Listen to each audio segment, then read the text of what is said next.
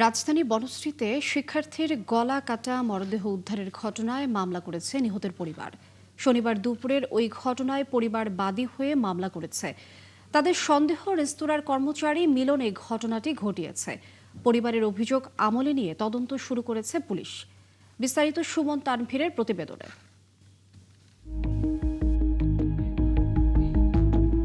বনশ্রীর যে বাসাটি থেকে শিক্ষার্থী ফাতেমার গলাকাটা মরদেহ উদ্ধার করা হয়েছে সে বাসার সামনের সিসি ফুটেজ এটি।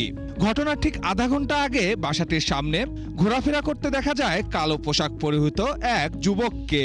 প্রায় মিনিট 10 ঘোরাঘুরির পর বাসাটিতে প্রবেশ করে সে।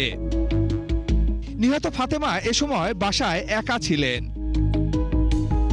প্রায় 20 মিনিট পর বাসাটি থেকে বের হতে দেখা যায় ওই যুবককে।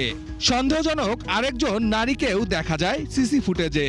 অনেকটা তড়িঘড়ি করে রাস্তা পার হয়ে যায় ওই যুবক। অন্য পথে হাঁটা ধরে সঙ্গে বের হওয়া ওই নারী।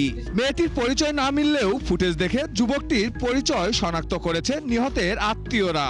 তার নাম মিলন। মিলন বাসা থেকে বের হয়ে যাওয়ার পরই রুমে ঢুকে বোনের রক্তাক্ত মরদেহ দেখেন ফাতেমার বড় বোন।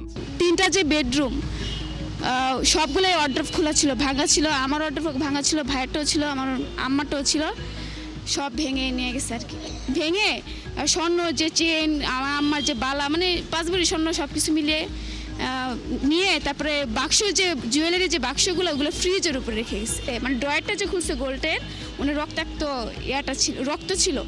পরিবারের অভিযোগ মিলন তাদের রেস্তোরাঁর কর্মচারী। সেই হিসাবে নিয়মিতই তাদের বাসায় খাওয়া দাওয়া করত সে।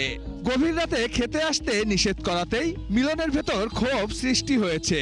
সেই ক্ষোভে এই ঘটনা ঘটে থাকতে পারে বলে দাবি পরিবারের। ইন্ডিয়া মুখ বা ইন্ডিয়ার তো ফালাই তুই সেটা আমার যদি যে আমার 15-20 লাখ টাকার মাল নিচে, আমার একটু আফসোস ছিল না।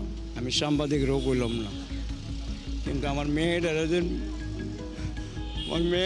মাইরে গেছে, এটাই আমার শক্তি। আমার সম্পদ আমার কম নাই, সম্পদ যা আছে আমি আল্লাহর রহমতে আমি যথেষ্ট করছি।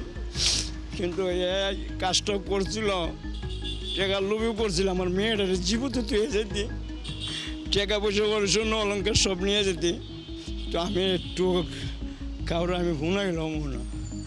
বিচার চাই, মানে আপনার কাছে আমাকে অনুরোধ। এই আমরা মানে অনেক কষ্টে ভারী দ্বন্দ্ব লেগে অনেক কিছু হয়ে গেছে, কিন্তু আমরা অনেক সুস্থ চাই, বিচার চাই। এ ঘটনায় অজ্ঞাত কয়েকজনের নামে খিলগাঁও থানায় মামলা করেছে পরিবার। এখনো কাউকে আটক করা না গেলেও তদন্তের কথা জানান পুলিশ। 2 ঘন্টা সময়ের ভিতরে ঘটনাটা সংঘটিত হয়েছে এবং যে অন্যান্য কোনো বিষয় এখানে আসেনি, যেগুলো আপনি চুরির কথা বললেন। তো আমরা যে মূল সাসপেক্ট যিনি, তার পরিবার থেকেও যেটা সাসপেক্ট হিসাবে যাকে বিয়ে করা হচ্ছে তাকে আমরা শনাক্ত করার চেষ্টা করছি, যেহেতু সে তাদের দোকানে কাজ করলেও কিন্তু তার পূর্ণাঙ্গ নাম বা ঠিকানা তাদের কাছে নাই। ঘটনার পর থেকে পলাতক রয়েছে অভিযুক্ত মিলন। সুমন তানভীর, 71, ঢাকা।